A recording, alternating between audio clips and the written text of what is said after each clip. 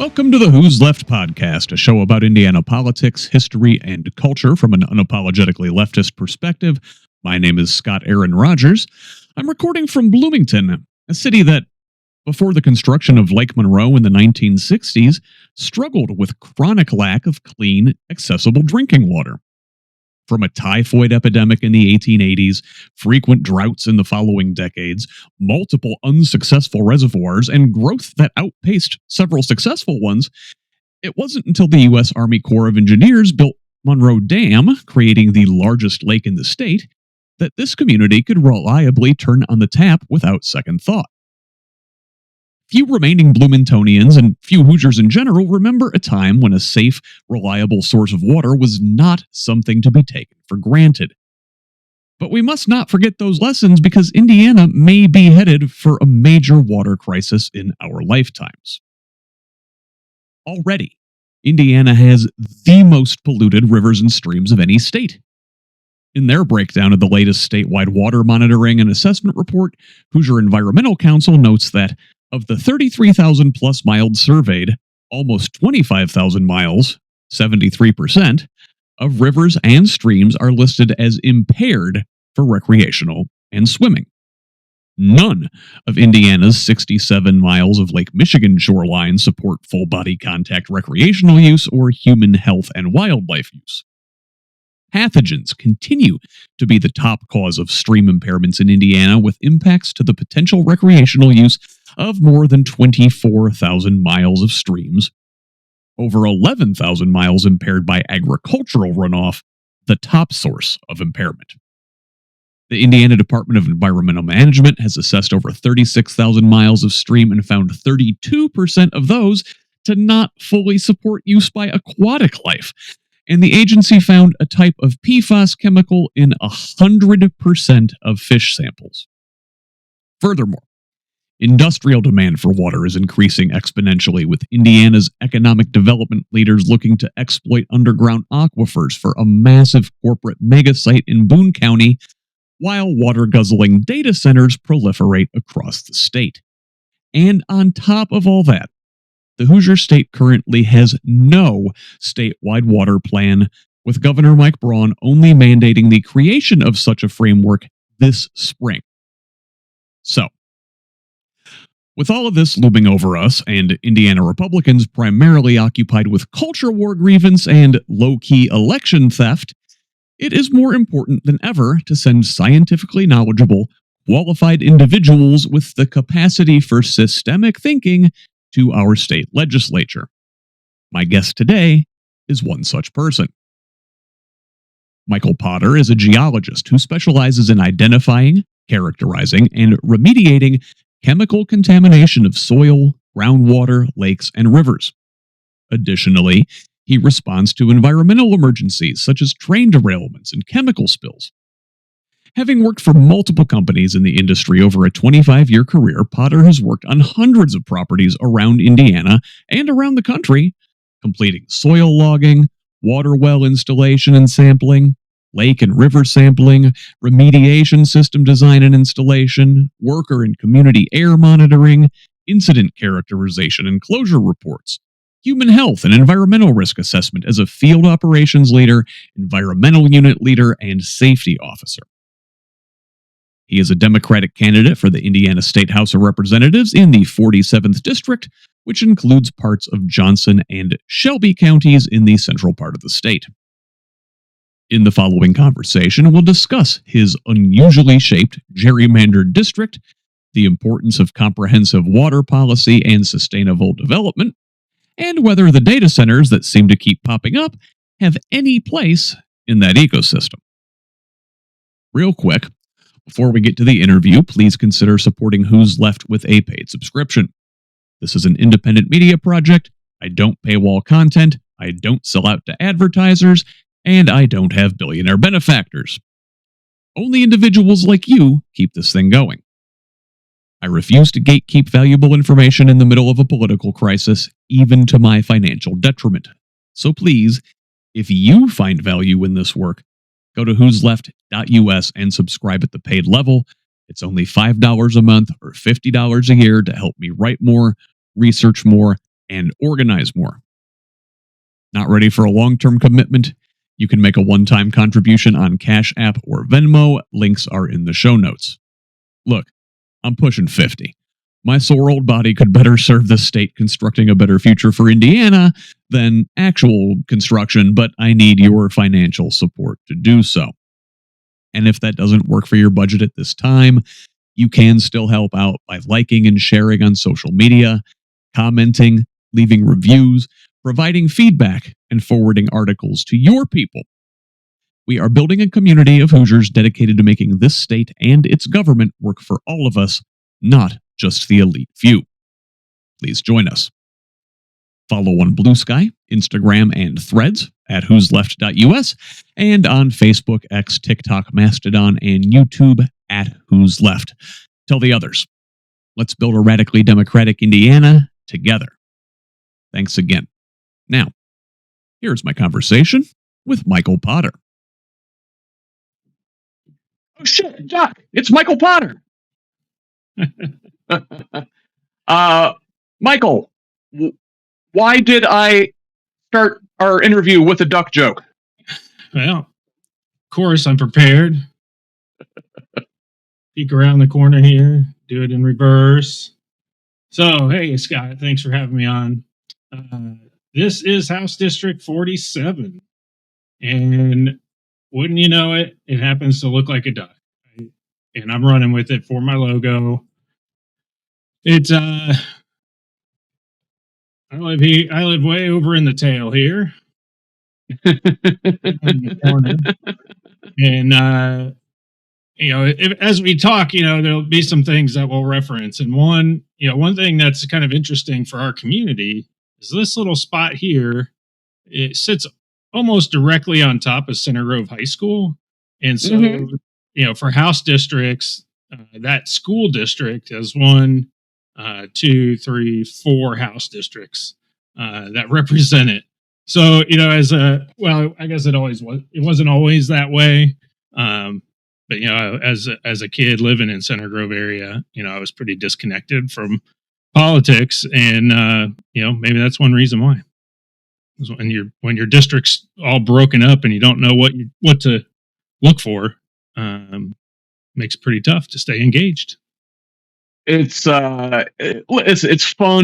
It's whimsical. It's something that you can grab onto and people will remember. You go to your a lot of events and rallies, whatnot, dressed up in like a duck costume, and people say, "Oh, hey, it's the duck guy," and it's an in, right, to talk about gerrymandering, because I mean, look, as cute as it is, and that's a very cute duck, and it's not a natural shape. I was just at a fundraiser last night with a couple of candidates down here in rural districts, and exactly. Yeah. And those gerrymander districts, they're all unnatural shapes, and it speaks to what the point of them is to divide actual communities. So legislators, Republican legislators, can pick their voters. They dilute actual communities of people that may have Democratic inclinations, and spread them out with rural voters, folks that maybe you don't actually interact with on a day-to-day basis. For example, I'm over here in House 62. I'm in southern rural Monroe County, outside of Bloomington city limits, and I'm in a district with Brown County and like parts of Jackson County. That's not really part of folks in like my neighbors' day-to-day lives. We're not going out to Brown County a lot. We're never going out towards Seymour. I live 10 minutes from Bedford. That would be a more natural grouping. Geographically, maybe culturally, folks here have in common. We're commuting, we're sort of working in the same communities, and things like your duck really show that the ridiculousness of it all. Yeah. And your district comes all the way up to 47 and Camp Atterbury and what else? Lamb Lake. That it comes all the way up to Johnson County, the Johnson County line, which is pretty crazy, with you all the way down in Bedford. Yeah, I think I don't know why this was gerrymandered in this way. I'm pretty sure the incumbent is over in the duck's head or forehead kind of area over in Shelby County, and I suspect it was a way to grab a bunch of Johnson County and give it to that. Make sure it was represented by that gentleman over in Shelby County, and it wraps around Michelle Davis's district in Greenwood and Whiteland. So it's like, oh, how do we connect? It's Rob Green. I can say his name because most people don't know who he is because he pretty much does nothing but whatever. Rob Green. Emphasis on the Rob. Yes. Whatever President Trump wants him to do, then that's what he's going to do. So listen, we kind of started our interview here, worked our way in with a joke, little something whimsical, but this is serious business, and you are a serious person who does serious work in your day job. So I guess let's come in there and sort of introduce yourself to folks besides the guy in the duck suit who is Michael Potter. Yeah. I am petitioning to get on the ballot Michael the duck guy Potter to make sure people know who they're voting for, because they will remember the duck suit, and I've had people try to sort of burn me or roast me on I couldn't take you seriously, but they started out was, I remember seeing you at the fair, but I didn't take it seriously. And I said, you remember seeing me. And you can't say that about a lot of candidates, Democratic candidates, just because one thing I learned in getting started in all this last year is you think like, hey, this guy, he's running for the Indiana House of Representatives. Like not everyone's going to know, but like, like, I don't know what I thought. There's some kind of sign that's over my head flashing like, this is someone you're going to vote for. But nobody cares. Nobody knows. And it's like, how in the world am I going to break in? I mean, if I knock on someone's door, they think I'm, DoorDash to the wrong address. Like it's so weird. One, the process that we have to go through of door knocking, because it's really the only way to even attempt to get to voters at all. And talking with my wife when she got started doing this, I said, what's the one thing we do not want anyone to do? Is knock on our front door. So why are we going to do that? And it turns out that, there just isn't another way. And people do expect politicians, not everybody. There's certainly people that they're just like, please don't knock on my door. I'm very cognizant of people with young children. And as I walk up to doors, I'm looking, are there tiny bikes on the ground or little toys or anything out that I notice? Because man, you wake up the baby, they're definitely not talking to you. They might talk with you during the Colts game, but they're not talking if you wake up their baby, and then they're definitely going to remember who you were. So anyway, I am an environmental scientist. I went to school for geology at IU in Indianapolis. Tell my kids every day, a lot of people like, what was IUPUI or now IUI? You had to go there. Well, it turns out the geology department at IU Indianapolis and IU Bloomington, and really because of IU Bloomington, the whole network is stellar for geology. And now they've moved away from the geology department. Almost every department in the country has moved away from the geology moniker to earth science, which is good. It's a broad field. When we take our licensing exam, you could get anything from like weather patterns to how water flows through the ground to mineral structure down to the atomic, lattice of a mineral, into mining. So it's quite the extensive licensing exam for a geologist. And I always tell people it's impressively difficult because it's so broad. I don't think any one question is probably all that difficult for anyone, but the spectrum of what you need to know. And the reason more than just the geology rocks, right? Then just sedimentary, metamorphic, igneous. Make sure I get all of igneous. Yeah, it's more than those three categories, and it really gets into the nitty gritty of each of them. And really, had I not been a graduate student and a teaching assistant, where I had to teach people geology and Geo 110, so many college folks have had that. I also taught a class, or was the TA for a class called "The Nature of Scientific Inquiry," which was fabulous. It was like, there should be a, you always have like Bio 101, Chem 101. There should be Science 101. It's not even, because it's applicable to physics, chemistry, biology, geology. So and from seriously, from is the moment like kids become scientifically literate, we should be talking about just like the process of inquiry, and asking questions and testing and controlled studies, obviously in age appropriate ways, but just the science and how it works is kind of grossly misunderstood by the majority of the population, I think, and it's hard to talk to folks that way. It seems like, folks put more credence in like magical thinking than science, which is in its way kind of magical and miraculous.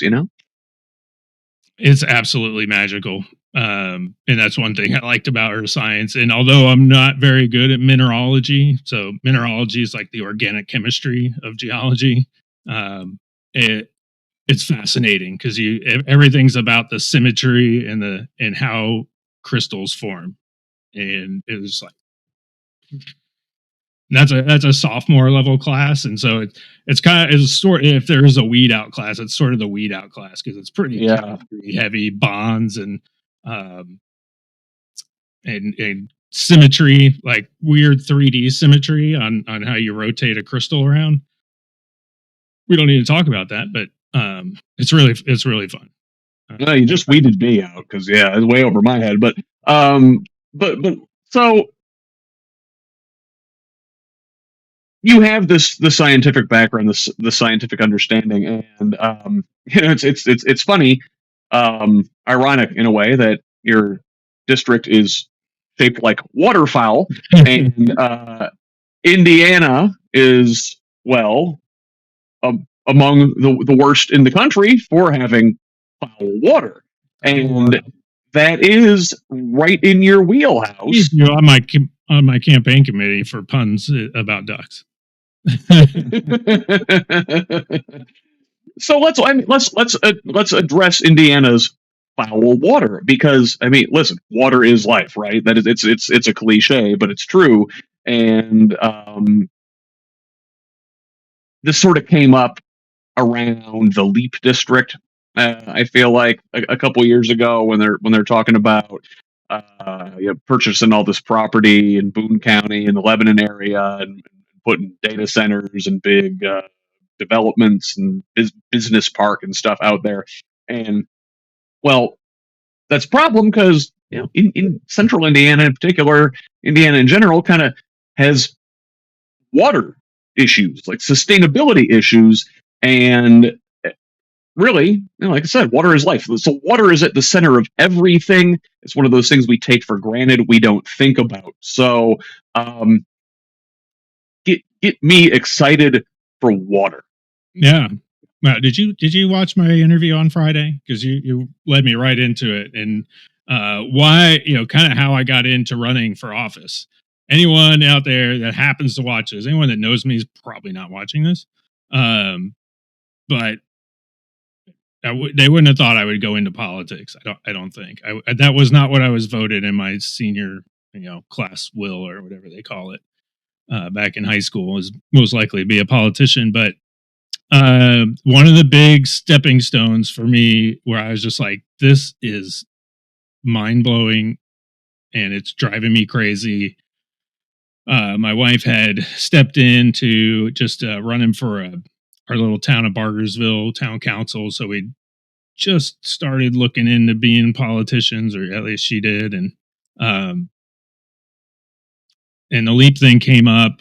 And one of the, I don't remember who it was, but guy was on the news saying, well, as long as Lake Michigan has water, then Indiana's fine. And it's just like, one, you're not touching Lake Michigan, man. If we anything we do out there, you folks, don't touch the Great Lakes, please. They are so beautiful, fairly clean for where they are, which is amazing. Detroit's there and some other big cities, and we do a lot of shipping through there. But man, our Great Lakes are beautiful. We do not want to be touching them. There are plenty, and there's a lot of good groups that are advocating for them. So. But we're not really connected to Lake Michigan. St. Joe County is kind of divided, and so they feed a little water up to Lake Michigan. But otherwise, all of Indiana's water pretty much goes into groundwater, streams and lakes, and then heads out to the Wabash, the Kankakee, way up north, and then the White River down to the Ohio and the Mississippi. That's where all our water goes. So, when you're down in the Gulf of Mexico, on spring break, you have Indiana's water is what you're swimming in, right? And so every cigarette butt, every leaky oil pan is heading down there to the Gulf of Mexico, and so we need to do something about that. You mentioned sustainability, and that's really what we need to worry about: is are we creating a sustainable environment? Business environment or home environment to be able to continue what we're doing. So data centers, I realize they're coming, right? Like if we continue doing this and using these, we're going to need somewhere to store this data and manage this data. And then obviously there's the AI component where it's processing data. As a scientist now back, when I was at IU and then USC, like worked with guys that were, would have to book time on supercomputers to run certain models and whatnot. And now, actually, I'm not in that realm, so I don't know how the supercomputing compares to data centers and AI, but obviously it's changed. I mean, it's almost like going from punch cards to a PC, I imagine. So how are we going to be sustainable with our water? And I've said on a previous interview, like we're in a pretty rough spot right where we are now. We're pretty maxed out in using water and managing our water.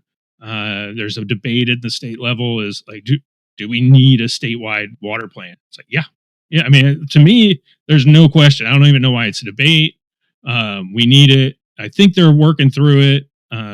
But that even should be like a multi-consultant endeavor. I think right now they have like one company, which I think is mostly one guy sort of working on that. And I think that would be a multi-scientist type endeavor, kind of working in the regions that the state is broken up in. And those regions are sort of based on, how they relate to the White River, the Ohio River, the various rivers. Watersheds. Yeah. Yeah.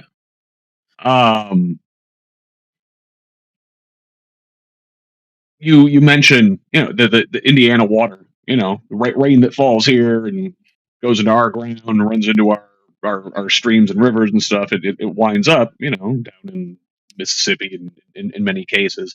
And these things are so interconnected. It's beyond a state issue. Water doesn't care about state lines. It doesn't, stop at a checkpoint and pay a toll, right? Water's going to do what water's going to do. And and it's a big system, right? This is big. We all learned about this in grade water school, right? cycle, The precipitation and the water cycle and all that stuff. But with that, I feel like we did start to deal with this on a larger, like, regional and nationwide scale several years ago, like when Obama was in office, and there was that Waters of the United States ruling, and it was very contentious. I know for a lot of property owners were concerned about it, and I don't know if maybe I certainly can't explain it. Can you explain the waters of the U.S. and why that was important and why it's important to deal with, the federal waters on a nationwide level? Yep. Well, I mean, to the simplest terms, and I won't go into the details of it, but on the simplest terms, it's that, what we put in the water in Indiana, you're going to be swimming in on your vacation in the Gulf of Mexico. And that, obviously there's watersheds, around big industrial towns like Detroit and Philadelphia, that go, the stuff in Philly goes out to the New Jersey beaches and Delaware. And so it matters what we do. And to me, I worked, over my 25-year career so far, I've worked for many petroleum companies, cleaning up their underground storage tanks. Right? If a property had an underground storage tank, like kind of pre-90s, it was probably a steel tank, and so it very likely rusted. The piping was probably some type of steel that also rusted. Has many joints. Anybody that's in construction knows that piping is in like 10-foot or maybe 20-foot lengths, but there's always got to be things screwed together. Those leak. When they're underground, we don't spend a lot of time thinking about them, and until that oil pops up somewhere, either in somebody's drinking water, or it leaches out into a stream, or something like that. Anyway, when you're working on those properties, they do not, like, you will be fired if your car is leaking oil, right? They don't want you to come on site and be dripping oil and contributing to the problem that they already have. Yeah. And this goes for, if the pipeline breaks. And so I've been to a pipeline release in South Dakota, and they have to, like, basically construct a whole camp for us to live in, eat in, do all our, basically make our offices out there. And the same thing, like, don't be driving your car into this little parking area and then leaking oil everywhere. And it's kind of a big deal, like, because especially work trucks, like, they take a beating. They trade them one to the other, so nobody's really watching it. And so I get like upset when I go like to my child's daycare, and I see the part, every time it rains, there's just a sheen of oil from people's cars in their parking lot that heads off and goes into the stream. I can't think of the stream that runs behind their little preschool, but and then that heads out to the White River, is our closest river here, in major river in Bargersville. So, like, just every little thing matters, and we don't think about that, whether it's our dogs' excrement, or our big farms. Like confined farms, they tend to have a wastewater treatment system to deal with, because it's kind of a factory situation. Yeah. But kind of when you say free range, well, it's free range, which I know they're not so free, but if animals are going on the ground, then that's getting into our groundwater. So you see a lot more on the farm side. There's big cutouts between right in the middle of a cornfield.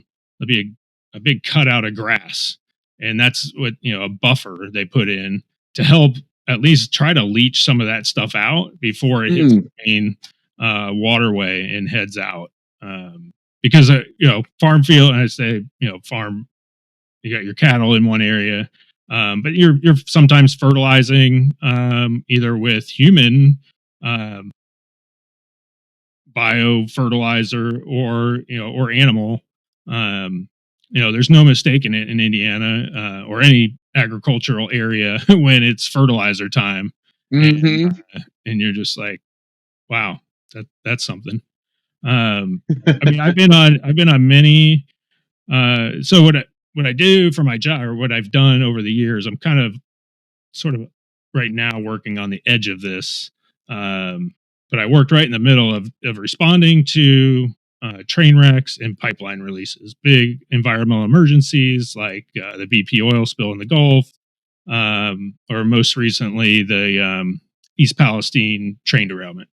Yeah. So what we found is in some of these, we'll go and we'll be sampling the water downstream to monitor what's going on with the chemicals from that wreck, and we'll see like E. coli or other contaminants in the water, and then we'll look like, well, what's upstream of the incident, and those chemical, then that's where the E. coli is. It has nothing to do with the wreck. And so by the time we get done, because we often have filters and things in the stream, we're actually cleaning up the water cleaner than it's coming to us. And it's something people don't think about, right? During that East Palestine, and actually, I don't think well, there was some background stuff going on at East Palestine. The problem with that is you don't know that something's going to wreck, so you're not testing ahead of time. So sometimes all that background gets just lumped in, like, oh, you got to clean it all up because you don't know what was here before you got here. And then sometimes I've definitely been to towns where we can go up and like see the septic tanks leaching out into the creek, and that's a source right there of E. coli. Most of our stream impacts are E. coli. Yeah, well, you make an interesting point. This is something I hadn't thought of. We think about the big environmental disasters, your train wrecks, your oil spills, things like that, and those are, I don't know, sexy is the right word. A train wreck's not sexy, but well, that's not exactly the right word either. I always say that my clients don't want me to be excited about an incident, right? Because as a consultant, like, oh, that's exciting. That means they're probably it's challenging as a professional. Yeah, I don't look at it as sexy from a money making standpoint, because I'm a salary employee. I don't like make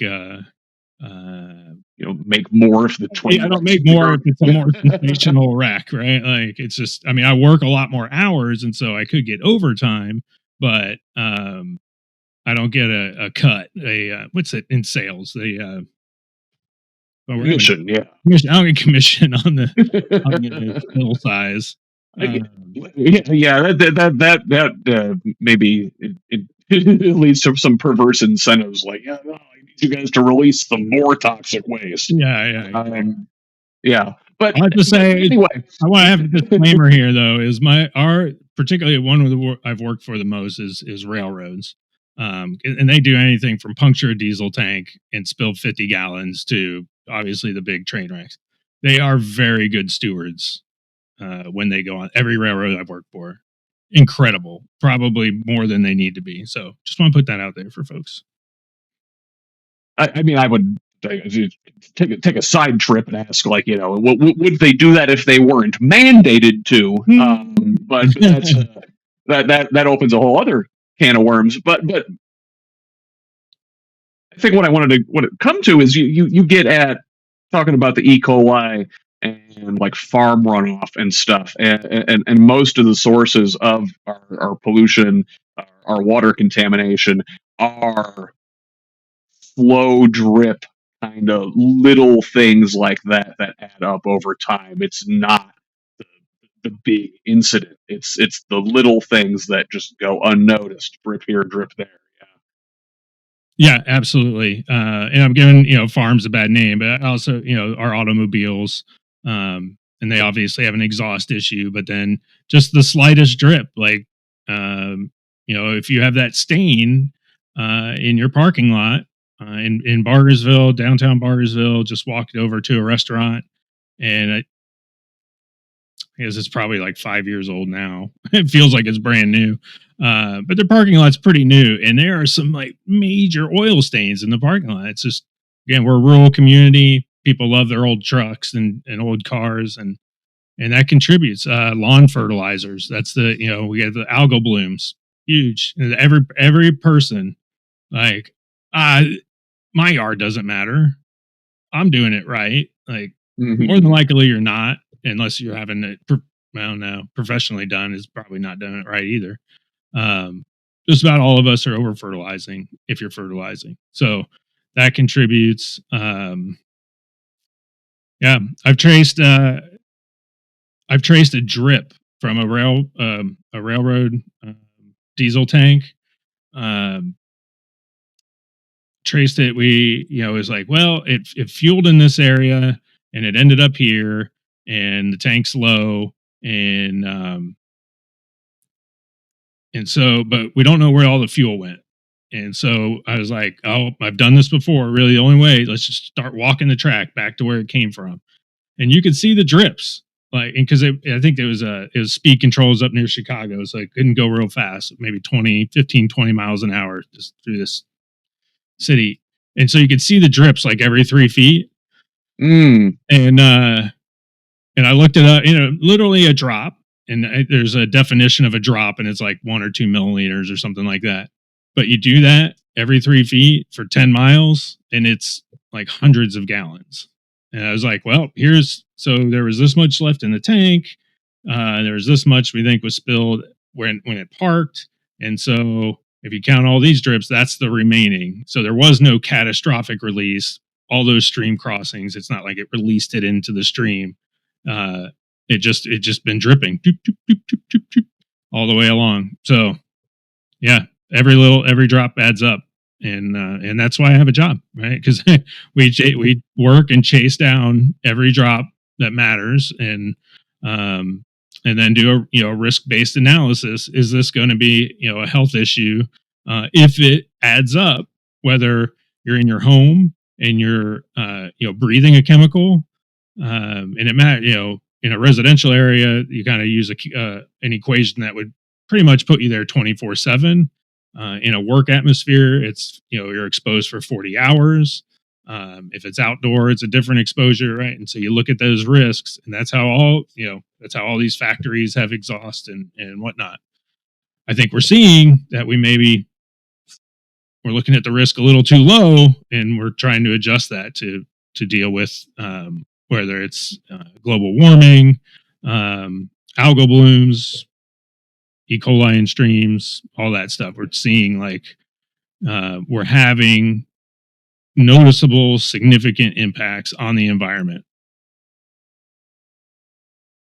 And you talked about it like the mindset where folks have, hey, it's only my little couple drops here. It's only my lawn, or it's only my business and our emissions. But think about if we had to invest in mitigating this and cleaning this up, and then it would cost us money, and we wouldn't be able to hire folks and stuff like that. And it seems like it's always like a band-aid, or just like folks are very myopic in the way we look at these things, and your job is to look at systems, right? The way all of these things interact together. Obviously the chemical components of things that may enter into our environment, but also um, the like the weather system and how that affects things, and then but also so how do you look at the maybe the non-natural input section of this, and the way homes and businesses interact with the environment, and how we can get all of those, diverse parts to think of themselves as part of a whole. Well, kind of it's really right. Those are the decisions we're making right now. And we've kind of come to this place where it's like, if we don't legislate it, it won't get done. And that's really the only way we're finding that, and I shouldn't even say we, like, I mean, I'm getting into the political side of things, but I'm not a scientist on that grand scale. But I try to listen and follow people that are, and they're kind of, and you talk about things like the Paris Agreement and these major global climate initiatives, and all these countries make agreements, and they even pledge a certain money, the billions and trillions. Whoa, what happened? Billions and trillions of dollars. But it's like, they've kind of found over the years, like, that's great, but if you don't legislate it, the Paris Agreement is not a U.S. law. So yeah, it's non-binding, right? Something into law for that. It's an agreement. Like, here's a handshake. Yeah, we're going to do that. We're going to get right on it. Until, in this case, it's Google or Meta with their data centers, says, well, how about $1 billion? Will that kind of make it look the other way, or whatever? Just keep putting the zeros on until it is. And so they've kind of come to, if we can't get these countries to agree to put legislation in place to enforce these laws, and for the U.S. that means not only federal but then state legislation, then we really are not going to make progress on this. Volunteer. I volunteer to cut my profits. It's just not how shareholders look at it. Now, for me, I want to take that. I've kind of watched this long enough in my career to where I was just like, nobody's going to do this. In the Indiana legislature, we're not voting people in that will do this. They will not put this legislation into place. And if I were to be voted in next year, and I'm the only other Democrat that makes it in from the ones that are incumbents, and assuming they win, we're still in a huge minority. Well, if it's just one, then we're still in a super minority, and nothing gets done anyway. So not only do we need one person, we need a few in Indiana to get there, and we need a few on the federal level as well, to try to make any progress. And I think all of us know that are really trying to make a difference in this space. And this isn't the only topics I cover in my platform and want to deal with, but it's one that kind of revolves around my career. It's a little different than other candidates that have I have this experience in the environmental world, and just this kind of view. It's going to still have to be baby steps. But I feel like if we can get a step, and we have to work with industry, right? We can't just like what Braun did. Like, hey, I got this great tax plan, and I'll just push all the problems over to the cities, towns, counties, right? Like, I don't want to do that. I don't want to put that huge gap burden on corporations, because, well, I don't believe in trickle down economics. We have to work. We want jobs, so I want to work with them, and we want jobs in Indiana, and we want a good economy, but we need to be sustainable and resilient, not only with our water and our air, but then we have crazy weather here. We don't have hurricanes. We have tornadoes, and so even the way they build these things, and what I'm seeing from data centers is, and we see it with the warehousing that's kind of taken over central Indiana, the kind of the donut counties around Indianapolis, and those things at one tornado and they're shreds, man. Like, they're not resilient. Like, they're done. I mean, I guess the business plan is like, just let's build it so bad that it's just going to fly apart and we'll just start over. I don't know. I can't imagine what that meeting is like, building just a big square paper box. Yeah, well, yeah, no, that's that. But again, you speak to the short sightedness of capitalism. I mean, if you ask me, you're looking at the bottom line. You're looking at the next quarterly report. If you got to, build your distribution center or your fulfillment center or whatever as cheaply as possible, so you can get stuff out. If it is cheaper to just let the thing blow over in a tornado and start over, they will do that, whether or not it is sustainable in the long term. Growing up, environmentalism was sort of treated like this niche issue, and I think because it was treated as a niche issue, like now, it is no longer a niche issue, right? It is everything. All the climate change, warning signs are going off, but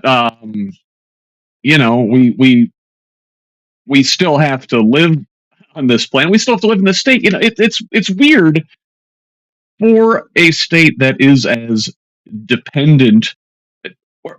We do a lot of agriculture here, right? So therefore, you're dependent on the natural environment as part of your input to maximize your crop or your livestock or whatever. We've been awfully nonchalant, I think, about caring for that. Because if our climate that we depend on for all of this, this massive agricultural portion of our economy, if that changes, that section of the economy can completely collapse, can't it? Well, not if Trump tariffs it to death first, but we don't need to go. We don't need to go that direction tonight. But yeah, again, the tariffs are kind of open the eyes, but and I hear it a lot is like, well, now we're going to have this trouble selling, and we were already under pressure from the weather, or it's kind of a statement, something like that, or it's been a dry year, and last year was a dry year, and the year, it's like they're starting to. Yeah. It used to seem like one every 10, and now it feels like one every 5 or one every 3 or 2 every 5. It's or like that might just be the new normal now, huh? Well, it's going to go in one direction. Now we're still going to have cold days, right? We get a cold day in July. It's like, oh, how's this for global warming? It's like, weather and climate are two different things. And it was kind of cool because I did when I was at USC, there were a couple of people in the department that studied climate, and they did studied like they model modern climate to kind of verify their models, and then they run it back billions of years, and then use the CO2 in glaciers or other chemical markers through that can kind of capture historical information.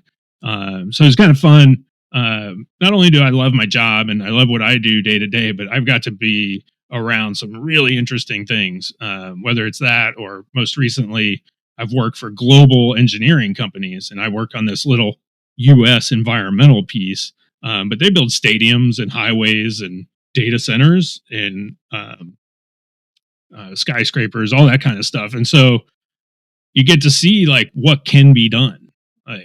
In being global, you can see just on your company when you open up the internet and you have your company like news feed that kind of shows up on your homepage.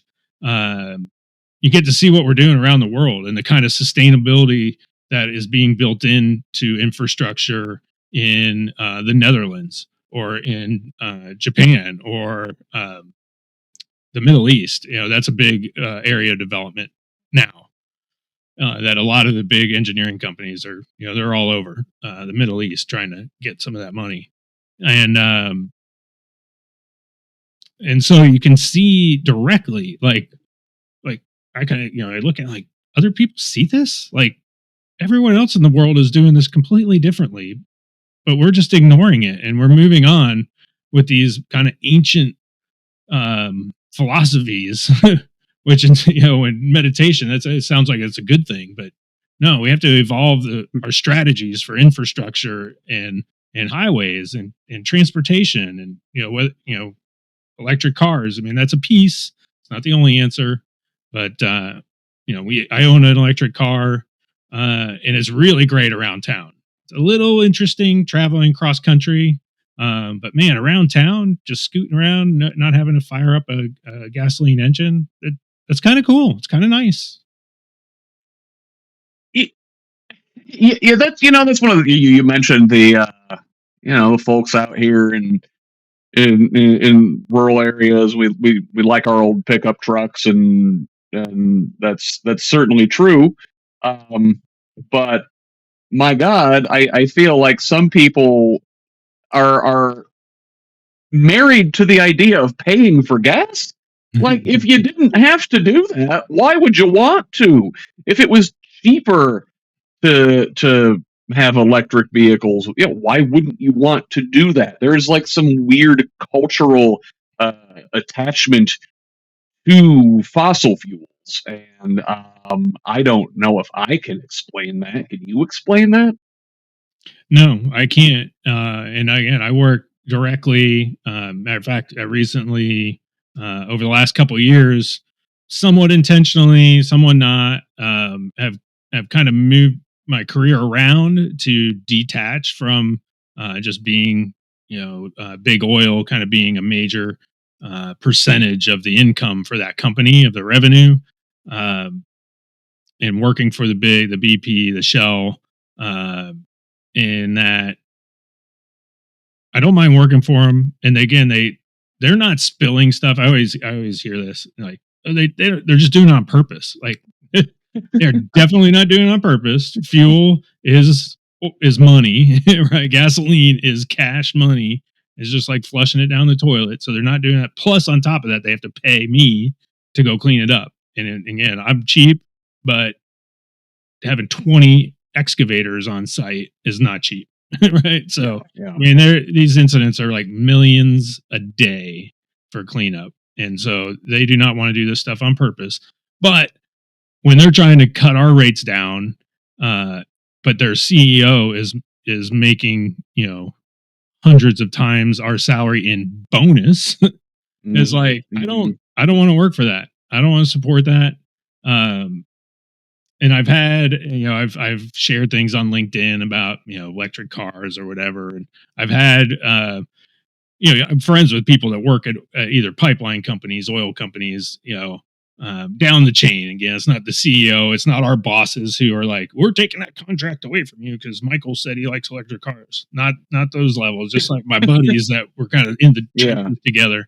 They're like, man, you put a lot of like anti-petroleum stuff out on LinkedIn. That's a problem. Like, we're not even going to see a dent in our lifetime in petroleum.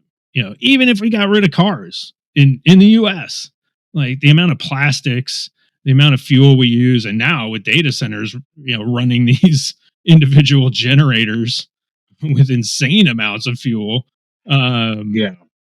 which is just that's mind blowing.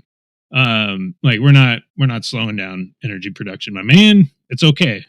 Like your job is safe, my job is safe. Like we're going to be in this petroleum world for a long time. And there's certain things, like my dad was in the plastic industry, and one of the big things is that they made with the technology he used in plastics is like the plastic syringes and plastic vials that are disposable. Yeah. Which in the medical field is great. Like, I don't want to be, hey, did that get cleaned off? Cleaned out well enough to reuse that glass? There is a place for single-use plastics. Yes. Is it? Yes. And then there's places like grocery bags where no, we don't need single, to be having billions of plastic grocery bags. Although every time we go back to California, we go to inevitably end up at a store like to pick up a few things, and we get to the cash register and it's like, oops, I didn't bring any bags and I'm on vacation. and then we have to buy bags or figure out a way to get the groceries out to the car because they don't do bags out there. They don't do the Do plastic. they not do paper? I mean, at least it's I know recyclable. the one instance, the last instance I'm thinking of, they didn't have paper. There's no bags. Bring your bags if you want bags. I did figure out. Oh, and then in New Jersey's that way too, and I got hit with that. We ended up with so many extra groceries. So funny. But I figured out, I was like, because I kept forgetting to go into the store, forgetting to bring my bags back.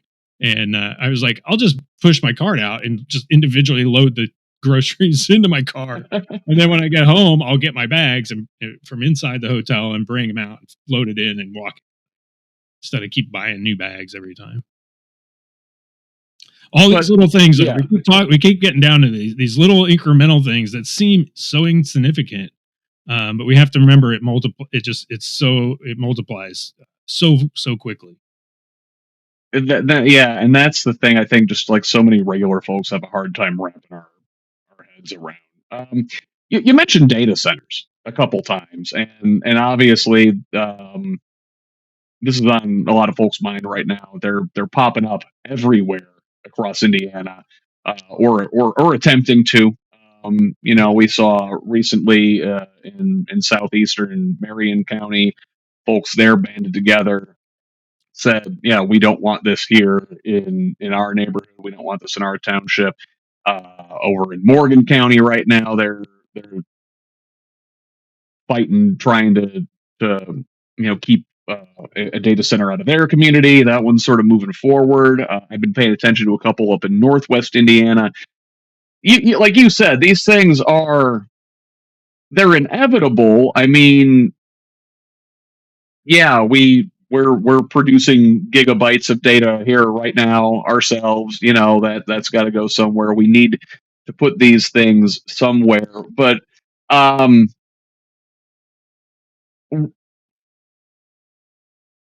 how can things like that be good stewards? How can they fit into a sustainable Indiana?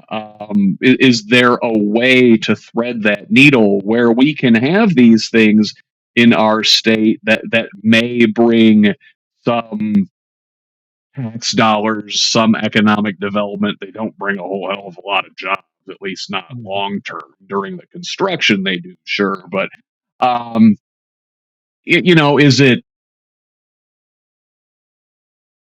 is there a way for these things to be self-sustainable where they're not just a leech on the resources that all of us need?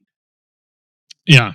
So unfortunately, I kind of left those big engineering companies before this has really been cranked up. So the last couple years is when it's really kind of been on the forefront, or maybe it's just the last couple of years I've been paying attention. But I actually put out on my LinkedIn, I said, hey, who out there works on data centers, maybe around the world, who knows of a model that's different than what we're seeing in Indiana, where it's basically just a big sheet metal box, and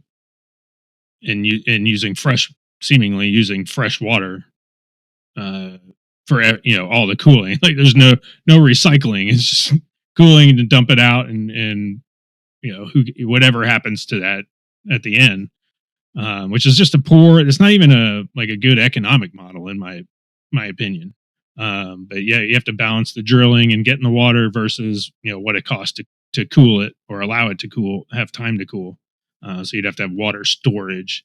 But I got no response, which I felt like, there's definitely a better model. And I put this picture. I don't know if you've seen it on any of my stuff, but somebody posted a picture from the Philippines of a data center that looked like it was like half under earth, and it's kind of built like a pyramid, and it's got these terraces with greenery on it, kind of like green roofs, and then the buffer around it, like a landfill, has a buffer zone so houses don't build right up on a landfill. They have so much acreage around the landfill, and then sometimes they put a park in that buffer as well. So in that buffer zone around the data center was just greenhouses all around, like hundreds of greenhouses. And it was like, so the image, seems like, man, that would fit Indiana really well. Agriculture, and data centers and greenery and but I don't know anything about that image. That it could just be AI dreamery. It could be science fiction. And so I put that on there. Like, does anybody know about this and can tell me about the engineering? And I got no responses, so I was a little discouraged. But I feel like the water. Well, one, the approach is I feel like is terrible. And if I use this with my clients, I'd be fired. So it kind of goes up to what we were started out talking about, the LEAP district, and all this stuff is like with the IEDC, which thankfully that's getting investigated and maybe getting broken up. Now how much business would have come, kind of in more open, competitive, just business development, or were they, does it really take $1 billion to make $10 billion? I don't know. But all this secrecy stuff, and they're still doing it with the data centers, they're making town councils sign non-disclosures and all this stuff. Right. They don't tell you who's really behind it. There's like some shell company usually. Yeah. Yep. And I understand there's competition, but hey, I mean, I think there's 30 some data centers in some stage of thought in Indiana now, 30 plus. So they're all out there. So I don't know what this competitive advantage is. Like, you're all just picking things apart. So that's for one. But for LEAP, they were going out and doing exploratory wells for the water, but not telling anybody. And it's like, and then they were drawing down the water table, which was affecting farmers' wells and people's drinking water wells and all this stuff without telling them they were doing it. It's like, that is not how you do business in a community and win favor. A lot of times in the thing, especially with the train wrecks and stuff. So we've already gone in and disturbed their community. So a lot of times they'll go, let us drill you a new well. We don't know if we impacted your well or not, but let us put you in a new one just to make sure. And you have no question about what's going on.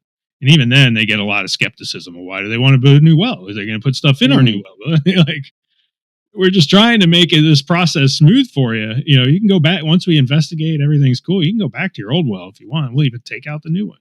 It's like, and I feel like that's more the approach they need to be taking with our communities. Is like, let's talk about what we're going to do and how we're going to step through this. It feels like what they were doing with impacting other people's wells is like kind of like geology 101 sort of things. Like, why would you do that? You kind of know that that's going to happen. And I went and looked. I was so curious because people were complaining. So I went and looked at where are they doing this? How close? Like, that's so close. Like, I do this because that's what it is on a map. But it's like within a mile of these residential wells. Like, yeah, like anyone could have told you that was going to be a problem. Why are you doing that? So right off the bat, they're just starting from a terrible place, right? And mistrust. What are they doing? What's happening with my well? Nobody's even talked to me about it. And then why are they tapping, the residential drinking water aquifer? Because that's the cheapest one for them. It's this, it's shallow. We can get to it. Put in a little effort, just a little money. You're going to be making billions of dollars. And again, whether it, say Google's one that I've heard thrown around. I don't know if that was the one in Marion County or Morgan County or, Google's doesn't have financial problems, do they? Like, they can afford another $100,000, right? We're not talking $1 billion. We're like, just spend another $100,000. It may even only be $50,000. Like, and go to that deeper aquifer, and let's do the water there. And so that's where the comprehensive water plan comes from. Where can these businesses, and we need to do it as a state, is our water, and as a family of Indiana Hoosiers. So we understand what we have to offer. like I say it kind of flippantly, like, oh, go to the deeper one. I don't really know if there's a deeper one. In some cases I do, but not every case I don't. But we should know that. That should be a pretty easy plan to break out to people. So these are little things we can be doing. And then as far as cooling water goes, I got to think we can recycle that. We either what happens with that, right? We hear about with these data centers, like okay, number one, like the energy usage. Oh, they're going to consume as much energy as entire cities and or entire portions of state. Okay, that is certainly concerning, especially if they're attached to the same grid as everybody else and driving up the energy costs and whatnot. And maybe we can mandate that they're responsible for producing their own area. Like, these buildings are massive. I'm sure you could cover them in certain numbers of solar panels that would help offset the energy usage, or maybe windmills or something. Whatever. But just from the water aspect, that's something you can't just make more of. The energy, sure, yeah, you could produce more energy within reason, especially if you use renewables. But with the water, they talk about them needing millions of gallons or whatever a day, and it's number big. It's a hard time for, I think, a lot of us to wrap our heads around. It doesn't disappear. They use this water to cool the servers or whatever it is that they're doing. It's not just like used up and gone. What happens to it? Most of the time, from what I understand of the plans, is that they discharge it to a river, and then it goes downstream. But they're taking it out of our drinking water aquifer, because we very rarely, Eagle Creek, I think, all of our reservoirs are used to some extent for drinking water. We get a lot of our drinking water from groundwater aquifers, and then especially in rural communities, those communities are often on each individual wells per house. So, again, why don't they offer to hook the whole town up to town water and pay to a water processing system and to municipal water? It's getting late, People are like, why do they keep losing their train of thought? It's pretty. We're doing this. I don't know when it'll publish, but it's a little late right now.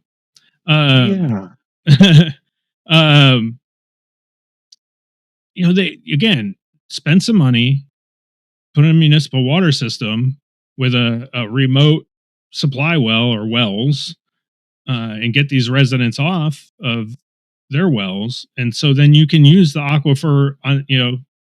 Sorry, I'm in this camera is backwards, so the data centers over here, and the houses are over here. So they want to use that same aquifer, but take the homes and put them on a water system that's farther away, and then they can use the water that's right here. There's so many models, and then recycling it. I think it's non-contact water. Like, the stuff's not hitting the metal of the chip or whatever. It sounds like it's not. It should be picking up clean contaminants or anything, right? It's just warm, right? It absorbs the heat that puts off these. I used to make my own beer for a while there when I had more time in my life, and when you got to boil it, and then you got to chill it as fast as you can to get it into the fermenting tank. You don't want it to be exposed to the air for as little time as possible. Yeah. Right? So you got to, and that's sort of the way it works, is that you run cold water through a coil system. You set your coil down in your hot cold wort when it's before it's fermented, before it becomes beer. Anyway, but so and you run it through the coil, and the cold water runs through the hot wort, and it takes the heat out of there, and it goes elsewhere, and you just wind up sending it down the drain, obviously. And it's sort of this is like on a that is like a small scale version of what we're describing. It sounds like in a data center is it's just taking the heat away from all these chips and servers that generate this mass amount of heat. But what's happening is we're sucking the water out of the ground and then putting the warm water like downstream. So that's the stuff that goes into the river and winds up down in the Mississippi on spring break. Yeah, well, but it may just be warm. So, sometimes you end up with a nutrient bloom at that warm spot, and you have like these people love fishing there because there's just like giant fish eating the, because the warm water is nice and it's making things grow and lots of things to eat. But there's regulations. They got to cool that down to a certain point. But again, the whole issue is that now they've sent it down river and it's not in that aquifer for the residents anymore.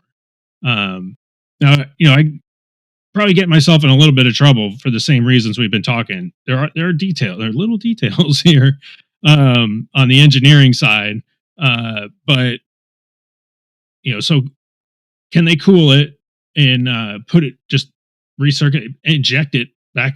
There's a groundwater gradient underground as well, so it flows like a river.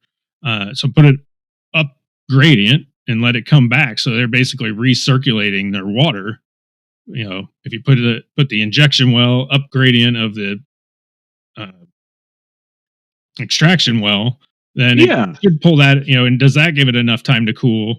You take it out, you use it, you cool it, you put it back where you found it, not somewhere else. And so, again, I'm not doing the calculations on this as we're talking. And so getting the cool time, sometimes you probably got to run like a bunch of piping that gives it all this residence time to the atmosphere or something to get it to cool down, or similarly underground. Or what if you took the warm water and circulate it like they do the steam for Indianapolis?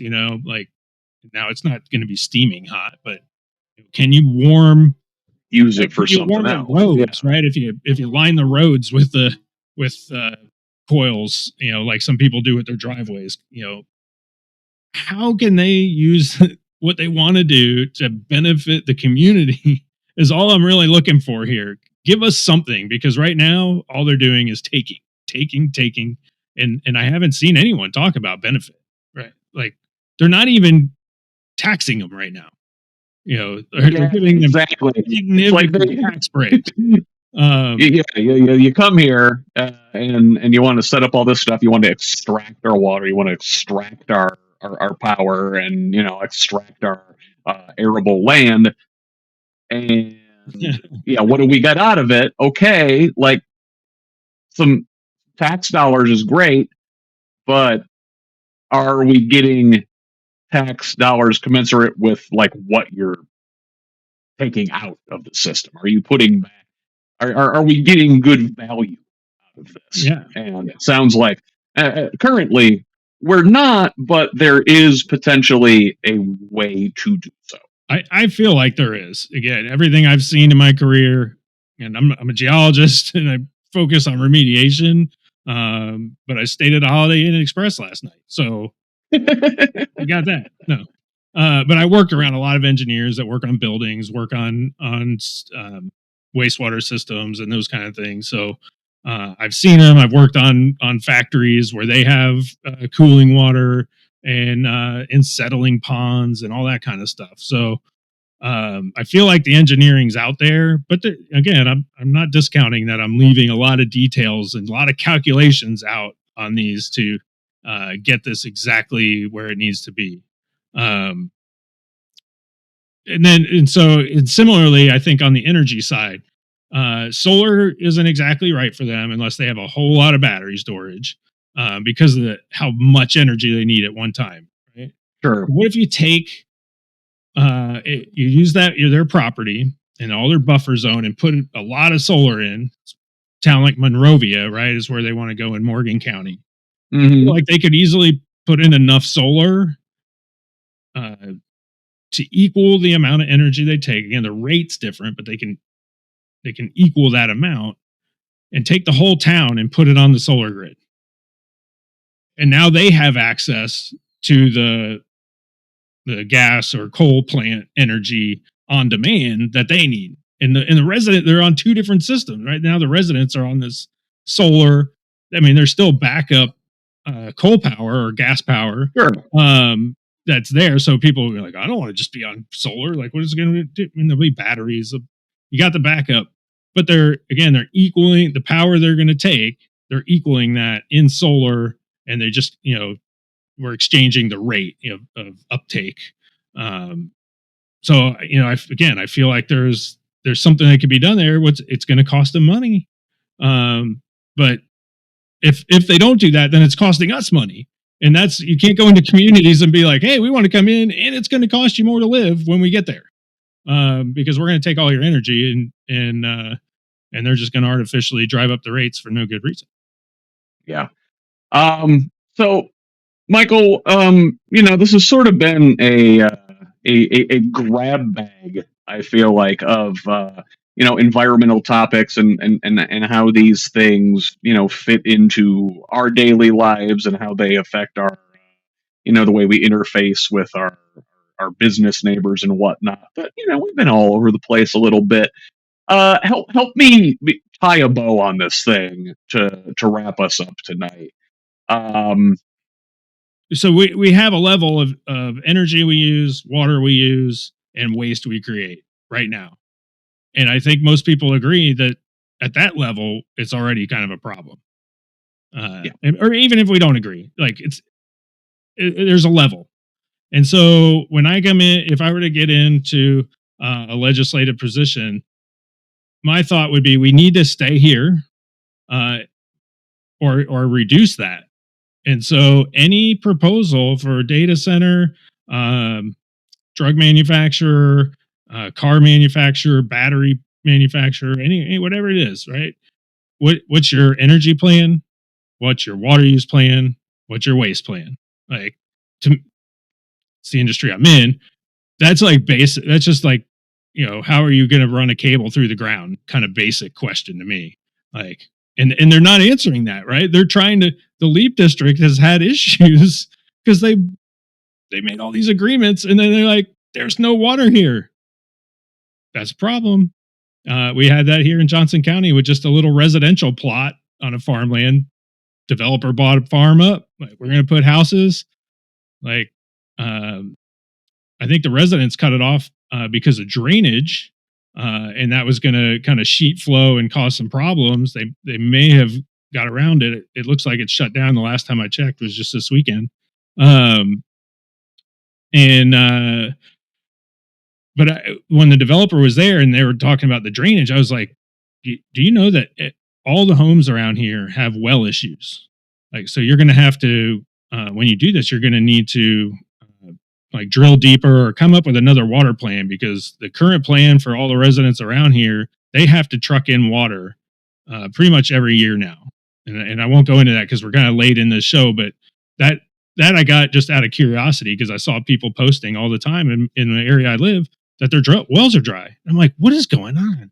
So I dug into the well records and all that stuff. I was like, it's not a good aquifer. There's like no water here. It just happens to be a little mound, and we're close to the White River, so I think water's just getting over there. There's no sand for it to store in. Anyway, so don't put the cart before the horse. What's the water plan? What's the energy plan? And what's the waste plan? And then we can start, doing the IEDC. Let's do some economic development. I'm all for economic development.